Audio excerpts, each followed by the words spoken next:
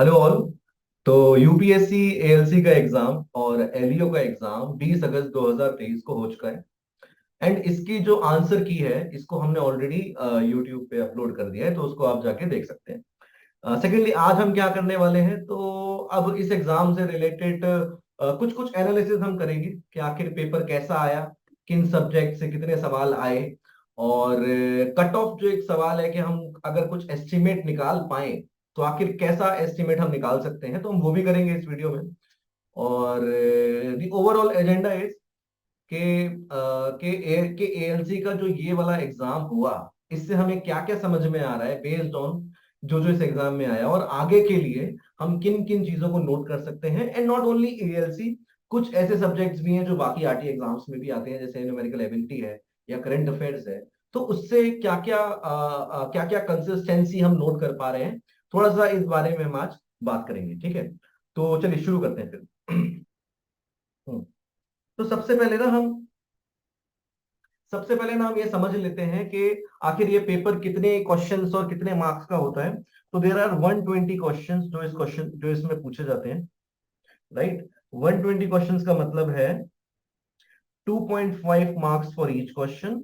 And finally ये figure कितना आता है, ये फिगर आता है आपका 300 मार्क्स। ठीक है, तो 300 मार्क्स का पेपर होता है। अगर आप सवाल गलत करेंगे तो उसका भी नेगेटिव मार्किंग रहता है। तो नेगेटिव मार्किंग जो है दैट इज -1/3। ठीक है, तो जितने आप सही करेंगे माइनस जितने भी आप सही करें -1/3 इंटू इनकरेक्ट। तो इस तरीके से आपका जो है मार्क्स निकल के आएगा। ठीक है, तो ये हो गई पहली बात। और ये बहुत ही बेसिक बात है, हम सबको ऑलरेडी पता है इस बारे में कि जब भी हम यूपीएससी का आरटी एग्जाम दे रहे हैं तो नेगेटिव मार्किंग उसमें मिलती है, और उस चीज का ध्यान रखना है हमें कि हम रैंडमली नहीं करें। And we believe that this will be consistent in the future also. Secondly, थोड़ा सा बात कर लेते हैं कि जो सिलेबस यूपीएससी ने 1.5 महीने पहले नोटिफिकेशन के थ्रू निकाला था। By the way, UPSC RT exam में जनरली ऐसा करता ही है कि इनिशियल नोटिफिकेशन में वो आपको एग्जाम डेट नहीं बताएगा। फाइनली एग्जाम डेट से 1 से 1.5 महीने पहले वो आपको नोटिफाई कर देगा कि your exam will be held on this particular date. चाहे हम ईएसआईसी टीडी देख लें या एपीएफसी ईओ भी सिमिलरली देख लें या फिर एएलसी भी देख लें, यही चीज रिपीट हुई है। तो इस बार क्या हुआ, इन्होंने सिलेबस जो है वो चेंज कर दिया था, राइट। तो पिछला जो 2017 में एग्जाम हुआ था उसका सिलेबस कुछ और था, और अभी जो 2023 में हुआ है उसका सिलेबस कुछ और है। तो अब इसमें इस सिलेबस में क्या क्या टॉपिक्स थे, उससे कितने सवाल आए, एक बार ये भी देख लेते हैं। तो पहली चीज, जैसा कि सबको पता था, और पिछले एग्जाम्स के बेसिस पे भी हम जानते थे कि labour laws major portion cover करने वाला है। बट इस बार सिग्निफिकेंटली इंक्रीज हो गया लेबर लॉज के question, and they are around 94 question जो थे वो लेबर लॉज के थे बस। बट इसमें केस लॉज भी इंक्लूडेड है, और कॉन्स्टिट्यूशनल प्रोविजंस भी हमने यहाँ पे इंक्लूडेड कर दिए हैं। अगर मैं इसमें से केस लॉज हटा दूं तो केस लॉस के कितने 11 क्वेश्चन कुछ केस लॉस के थे। ठीक है, कुछ 11 क्वेश्चन केस लॉस के भी पूछे गए थे, पहली चीज। दूसरी चीज, हम बात करते हैं न्यूमेरिकल एबिलिटी की। तो न्यूमेरिकल एबिलिटी के क्वेश्चंस 10 आए थे। करंट अफेयर्स के क्वेश्चन जो थे वो भी 10 आए थे। ठीक है, और इसके बाद हम बात करते हैं इंडस्ट्रियल रिलेशंस की। तो इंडस्ट्रियल रिलेशंस के टोटल 6 क्वेश्चन आए थे। तो इससे अगर आप अंदाजा लगाओगे तो ये आपका बनेगा टोटल 120। मैं एक बार सब्जेक्ट के नाम भी यहाँ पे लिख देता हूं। तो this is labour laws, this is numerical ability, this is current affairs, and this is industrial relation. अच्छा, इंडस्ट्रियल रिलेशन से मेरा मतलब है कि ट्रेड यूनियन मूवमेंट जो उन्होंने कोट किया था, कीवर्ड ट्रेड यूनियन मूवमेंट की बात कर रहे हैं। हालांकि इस कीवर्ड का रिलेवेंस कितना रहा ये भी हम इस पीपीटी में डिस्कस करने वाले हैं। ठीक है, तो ये हो गई पहली बात। अब जैसा कि यहाँ पे जाहिर है कि लेबर लॉस के इतने सारे क्वेश्चंस आए, हालांकि पिछली बार इतने क्वेश्चंस नहीं आए थे, हमने देखा था। तो ना जाहिर सी बात है, इसी से शुरू करते हैं कि इसके लेबर लॉस के में जो क्वेश्चंस आए हैं वो उसमें हम क्या समझ सकते हैं। Then will move to other topics and finally हम बात करेंगे कि कितना कट ऑफ, कितने आपके इतने मार्क्स आने चाहिए थे बेस्ड ऑन आर एनालिसिस, कि वो कहना चाहिए कि ठीक बोला जा सकता है एक तरीके से। ठीक है, तो आइए शुरू करते हैं। Let us start with labour laws. Okay, so approximately 94 questions जो हैं वो लेबर लॉस से थे, including constitutional provisions and our case laws based questions, right? ठीक है, तो if you go through the paper तो हमें क्या समझ में आता है कि there were very varied varieties of questions, right? तो जिनका जो भी वेराइटी ऑफ क्वेश्चंस थे ना, उसमें इजी क्वेश्चंस भी थे, मॉडरेट लेवल क्वेश्चंस भी थे और डिफिकल्ट क्वेश्चंस भी थे। ठीक है, सो पेपर में ऑल वेराइटी ऑफ क्वेश्चंस थे। ठीक है, इजी का मतलब है कि जो सिंपली आप जितनी तैयारी करके जाओगे उसके अकॉर्डिंगली आप उसको आंसर कर रहे हो। ठीक है, डिफिकल्टी का मतलब है कि थोड़ा सा, मतलब जैसे it is like for example difficult level में आप क्या कंसिडर कर सकते हो कि आईडी एक्ट से जैसे केस लॉस पूछे हुए हैं, तो वो डिफिकल्टी लेवल में इसलिए आ जाते हैं क्योंकि आप ऐसे क्वेश्चन एक्सपेक्ट नहीं करते, और कितने केस लॉस पढ़ते हैं हम या कितने केस लॉस नहीं पढ़ते उसके ऊपर भी डिपेंड करता है। ठीक है, तो यू कैन नॉट प्रिडिक्ट कि यही वाला क्वेश्चन पूछ लेंगे केस लॉस में, तो उसमें हम एक बहुत ही मतलब इतनी ज्यादा वेराइटी है उसमें, और अनलिमिटेड सोर्स है पढ़ने का वो। ठीक है, ओके, नेक्स्ट पे चलते हैं। स्पेसिफिक प्रोविजन से यहाँ पर बेसिकली मतलब है कि जो लेबर लॉस के प्राइमरी प्रोविजन होते हैं ना, कि जो हमारे को पता है कि सेक्शन 24, 25 जैसे 22 और 23 आईडी एक्ट का स्ट्राइक्स और लॉकआउट्स पे है, ये सब है। ठीक है, वो तो सब पढ़ते ही हैं, लेकिन जो स्पेसिफिक प्रोविजन है, फॉर एग्जाम्पल मैं आपको बताऊं कि अगर मैं पेपर में से कुछ क्वेश्चन उठाऊं, तो फैक्ट्रीज एक्ट में ऑक्यूपायर की जनरल ड्यूटीज पूछी हुई है। ठीक है, ये बहुत ही ज्यादा इन डेप्थ क्वेश्चन, अंदर जाके क्वेश्चन पूछ लिया। ठीक है, फॉर एग्जांपल फेंसिंग से रिलेटेड क्या क्या पर्टिकुलर प्रोविजंस फैक्ट्रीज एक्ट में मेंशन है वो पढ़ोगे तो ही आप आंसर कर पाओगे। ठीक है, ओके, लाइक इस तरह से बहुत सारे मतलब 3 या 4 तो अप्रोक्सीमेटली स्पेसिफिक प्रोविजंस में ऐसे क्वेश्चंस पूछे हुए हैं कि जो कि आप जब तक डेप्थ स्टडी नहीं करोगे ना, तो फिर आप ऐसे क्वेश्चंस को आंसर भी नहीं कर पाओगे, क्योंकि 4 से 5 जो भी इंक्लूड किए हुए हैं उसमें कैसे एस्टिमेट लगा पाओगे कि क्या होता है, क्या दिया हुआ है एक्ट में और क्या नहीं दिया हुआ। ठीक है, so I like one point here. तो बेसिकली जो मैम कहना चाह रही है वो ये है कि देखिए हम सब ने, आप सब ने काफी अच्छी पढ़ाई करके रखी है, तो सिग्निफिकेंट प्रोविजंस तो हमें पढ़ने ही होते हैं। I mean there is no choice कि उनको हम छोड़ दें। पर इस बार जो कुछ क्वेश्चंस ऐसे भी थे जो एकदम ही कहते हैं ना कि जो ओवरलुक हो जाते हैं प्रोविजंस, राइट, ओवरलुक हो जाती हैं। रूल्स किसने बनाया, या सेंट्रल गवर्नमेंट को पावर है स्टेट गवर्नमेंट को डायरेक्ट करने की, या फिर जैसे wages in kind minimum wages act में वेजेस इन काइंड जैसे एक प्रोविजन था, राइट, मिनिमम वेजेस एक्ट में वेजेस इन काइंड का जो प्रोविजन था, उसके पूरे सबसेक्शन को अच्छे से पूछ लिया गया। हालांकि वो सवाल को आप अगर पढ़ेंगे तो वो कठिन नहीं है, पर हम उसको कठिन इसलिए बोल रहे हैं क्योंकि these are overlooked provision in general. ठीक है, so this is the point कि इस टाइप के सवाल भी देखने को मिले। ओके, अगर हम सेक्शन नंबर बेस्ड क्वेश्चंस या पेनल्टी बेस्ड क्वेश्चंस या रूल बेस्ड क्वेश्चंस की बात करें, तो पेपर में सेक्शन नंबर वाले क्वेश्चंस भी आए हैं, पेनल्टी से भी क्वेश्चंस पूछे हुए हैं। ठीक है, और एक क्वेश्चन आया हुआ है जो कि ट्रेड यूनियन रूल्स से आया हुआ है। ठीक है, तो ये भी बेसिकली क्वेश्चन इसलिए डिफिकल्ट टू आंसर होते हैं क्योंकि इतने सारे सेक्शन नंबर है, इतने पेनल प्रोविजन है डिफरेंट डिफरेंट एक्ट्स में, तो इंसान कंफ्यूज हो जाता है इनको लर्न करते हुए। ठीक है, इसीलिए इनको हम मतलब डिफिकल्ट क्वेश्चंस कह सकते हैं। बट इसका मतलब ये नहीं है कि नेक्स्ट टाइम जब भी हम कभी एग्जाम प्रिपेयर करें तो सारा फोकस ही हम पेनल्टी प्रोविजंस पे डाल दें या सेक्शन नंबर पे डाल दें, या फिर जो एक्ट से रिलेटेड जो रूल्स हैं उनके रूल्स भी पढ़ने बैठ जाएं। तो ये पॉसिबल भी नहीं है ना, तो we have to limit ourself. जब भी हम सिलेबस की कवरेज करते हैं तो लिमिट तो कहीं ना कहीं हमारे को अपनी बाउंड्री तो डिफाइन करनी पड़ती है, right? So basically these are the road blocker question, एक तरीके से आप कह सकते हैं ना। जैसे ट्रेड यूनियन का क्वेश्चन आया कि ऑडिटिंग में वो रूल्स के लिए कितने मेंबर चाहिए, ठीक है, तो these आर द रूल, मतलब रोड ब्लॉकर क्वेश्चन ना, इसका आपको छोड़ देना है, इसके लिए अलग से तैयारी आप नहीं कर सकते, ठीक है। या और ऐसा इस बार नहीं, ऐसा हर बार आप कोई भी एग्जाम देंगे तो ऐसा आपको देखने को जरूर मिलेगा, ठीक है। आइए आगे बढ़ते हैं। अच्छा, ओके, मेजर मतलब चेंज। जो मेजर चेंज है कि हमने देखा कि 10 से 11 क्वेश्चन तो straight forward case law based थे। ऐसा इसलिए हुआ क्योंकि सबसे बड़ी बात तो यूपीएससी ने अपना सिलेबस चेंज कर दिया इस तरह, ठीक है, इस बार में।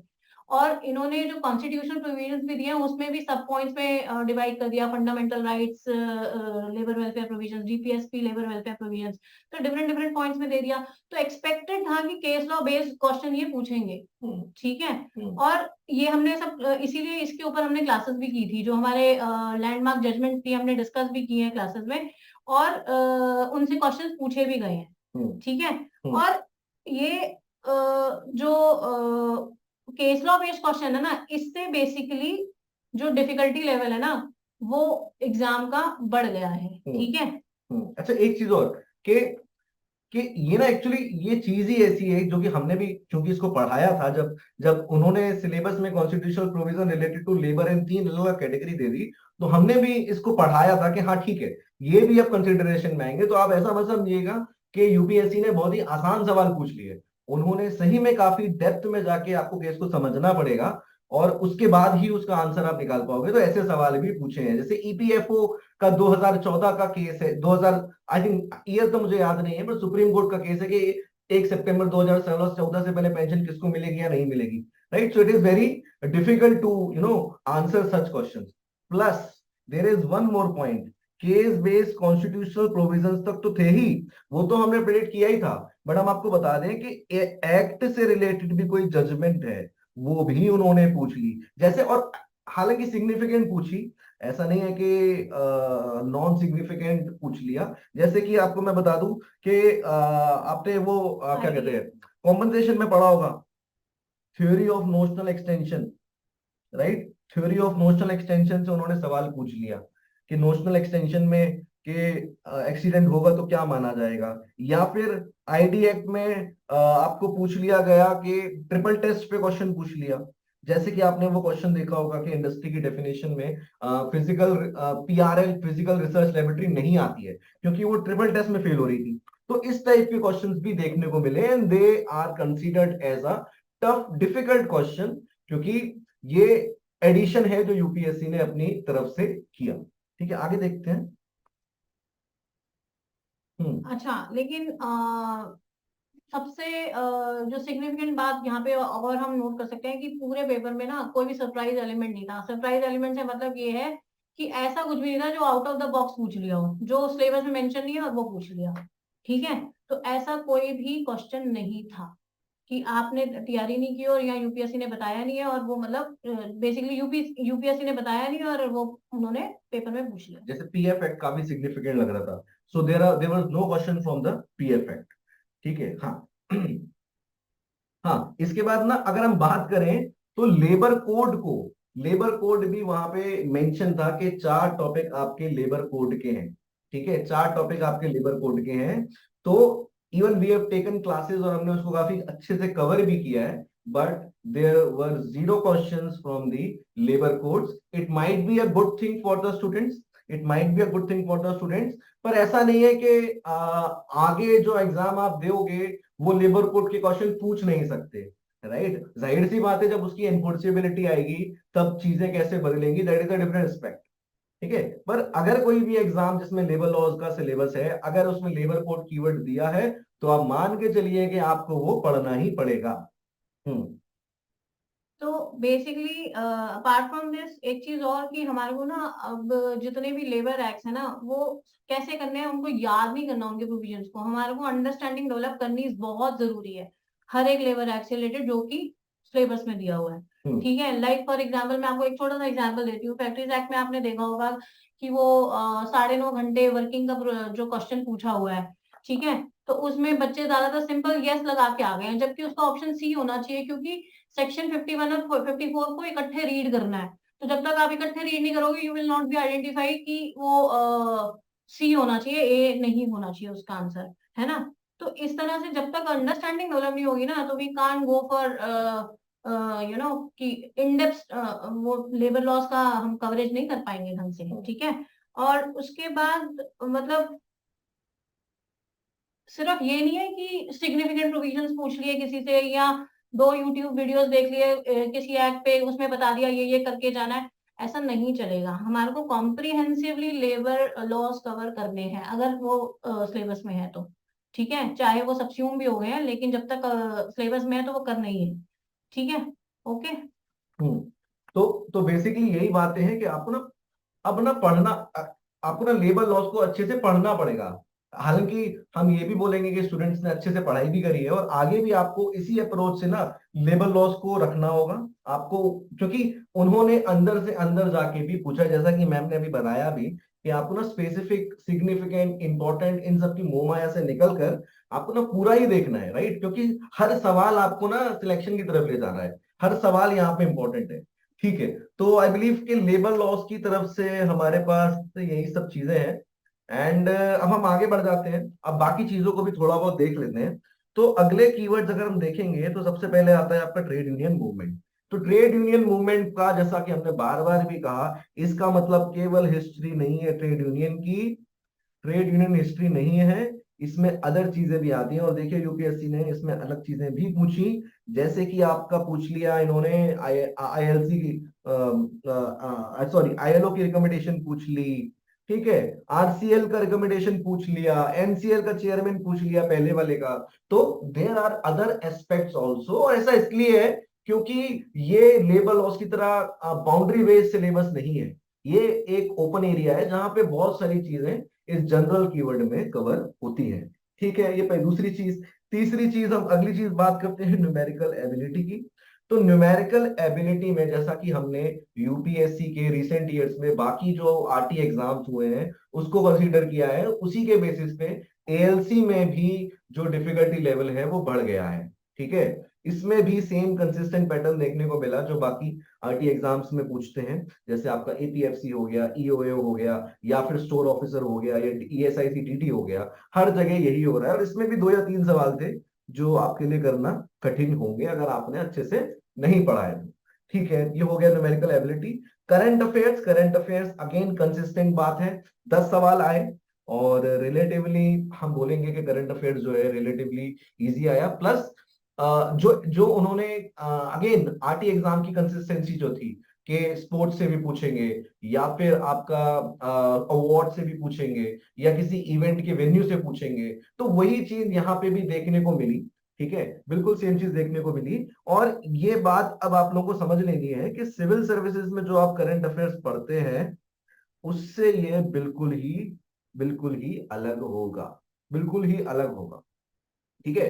इसमें मैं एक बात और ऐड कर देता हूं, इसमें मैं एक बात और ऐड कर देता हूं कि हमने जब देखा कट ऑफ निकालने के लिए कि करंट अफेयर्स के कितने होने चाहिए, हम आज भी वही बात बोलते हैं कि 10 में से आपके 4 तो होने चाहिए थे। हम 4 ही दे रहे हैं, हम ऐसा नहीं बोल रहे कि 8 या 9 हो जाए।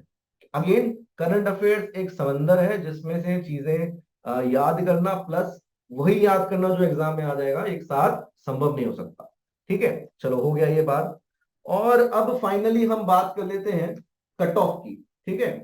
तो हाँ, तो अगर मैं कट ऑफ की बात करूं, मैंने आपको बताया 300 मार्क्स का पेपर आया, और 300 मार्क्स के पेपर में जो कट ऑफ आया है, मुझे एक सेकंड दीजिए, वो मैं आपको बताता हूँ।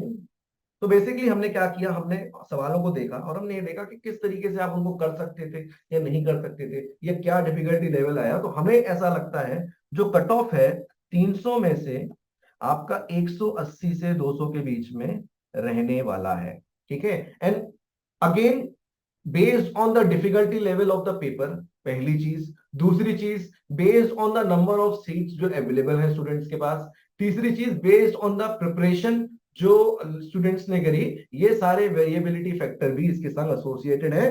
पर हमारा ऐसा मानना है कि जो भी इसके नीचे है, जो भी इसके नीचे है, he has to he has to provide, he has to done some more effort so that वो इस रेंज में आ जाए। तो this is for the cut off perspective. और ठीक है, ठीक है। तो बेसिकली हम इस बात को कंक्लूड करते हैं, और दो या तीन बातें जो हम समझ पाए हैं वो ये है कि आपको यूपीएससी के कोई भी आरटी एग्जाम के लिए आपको शॉर्टकट या सिग्निफिकेंट चीजों के पीछे नहीं जाना है। आपको अच्छे से अपना पढ़ाई कर लेनी है। अगर आपने ट्रेडिशनली टाइमली सिलेबस को कवर कर लिया तो आप उसमें अच्छा ही करोगे।